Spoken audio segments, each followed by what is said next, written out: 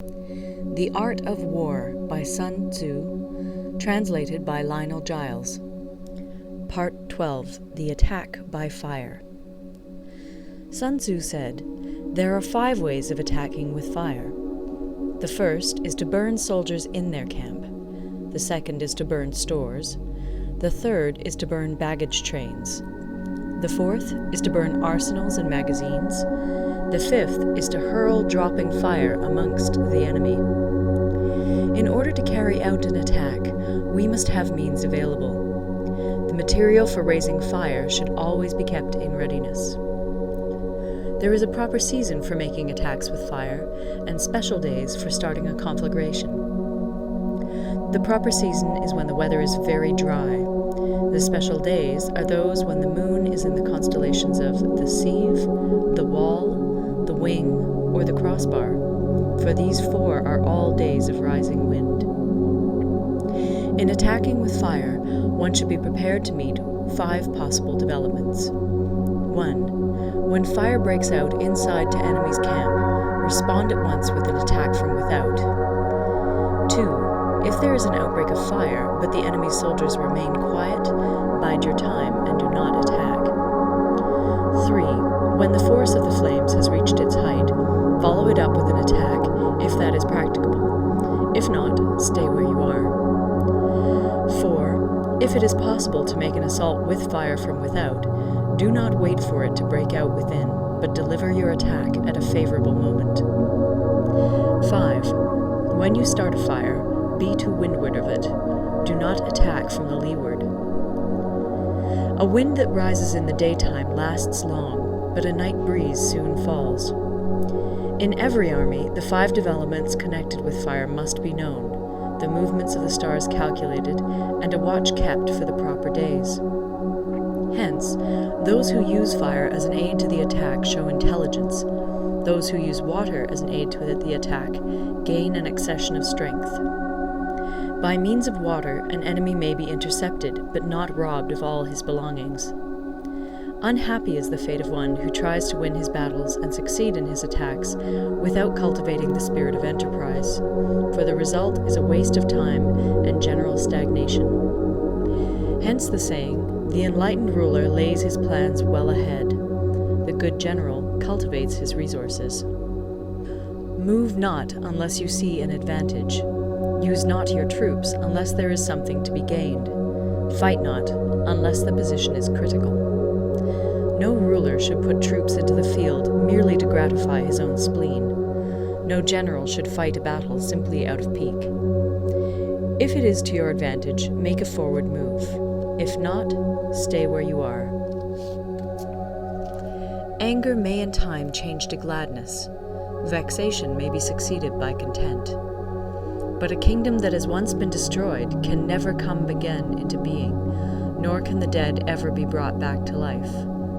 Hence the enlightened ruler is heedful, and the good general full of caution. This is the way to keep a country at peace and an army intact. End of Part 12. Part 13. The Use of Spies. Sun Tzu said, "Raising a host of 100,000 men and marching them great distances entails heavy loss on the people and a drain on the resources of the state. The daily expenditure will amount to 1,000 ounces of silver. There will be commotion at home and abroad, and men will drop down exhausted on the highways. As many as 700,000 families will be impeded in their labor. Hostile armies may feast each other for years, striving for the victory which is decided in a single day. This being so, to remain in ignorance of the enemy's conditions simply because one grudges the outlay of 100 ounces of silver in honors and emoluments is the height of inhumanity. One who acts thus is no leader of men, no present help to his sovereign, no master of victory. Thus, what enables the wise sovereign and the good general to strike and conquer and achieve things beyond the reach of ordinary men is foreknowledge. Now, this foreknowledge cannot be elicited from spirits. It cannot be obtained inductively from experience, nor by any deductive calculation. knowledge of the enemy's dispositions can only be obtained from other men. Hence the use of spies, of whom there are 5 classes. 1. Local spies. 2. Inward spies. 3. Converted spies. 4. Doomed spies. 5. Surviving spies. When these 5 kinds of spy are all at work, none can discover the secret system. This is called divine manipulation of the threads. It is the sovereign's most precious faculty. Having local spies means employing the services of the inhabitants of a district. Having inward spies, making use of officials of the enemy. Having converted spies, getting hold of the enemy's spies and using them for our own purposes. Having doomed spies, doing certain things openly for purposes of deception, and allowing our spies to know of them and report them to the enemy. Surviving spies, finally, are those who bring back news from the enemy's camp.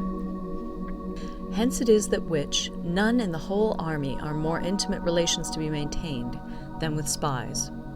None should be more liberally rewarded. In no other business should greater secrecy be preserved. Spies cannot be usefully employed without a certain intuitive sagacity. They cannot be properly managed without benevolence and straightforwardness.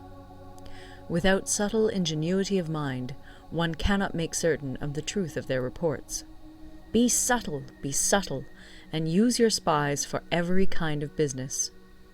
If a secret piece of news is divulged by a spy before the time is ripe, he must be put to death together with the man to whom the secret was told.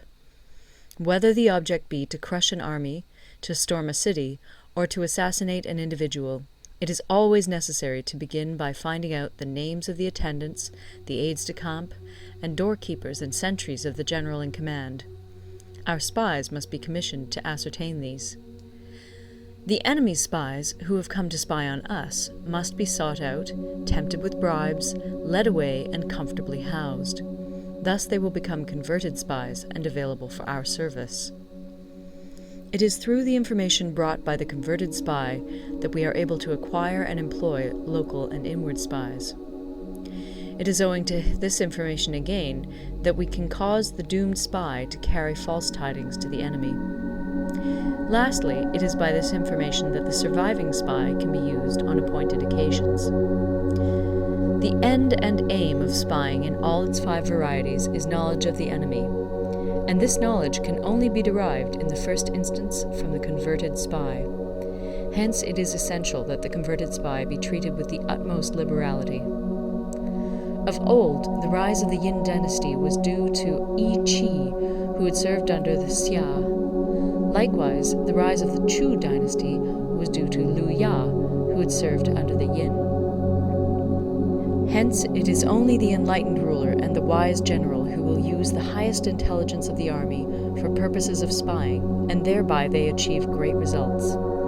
Spies are a most important element in water, because on them depends an army's ability to move. End of The Art of War. Recorded in Toronto, Ontario by Moira Fogarty, October 2006.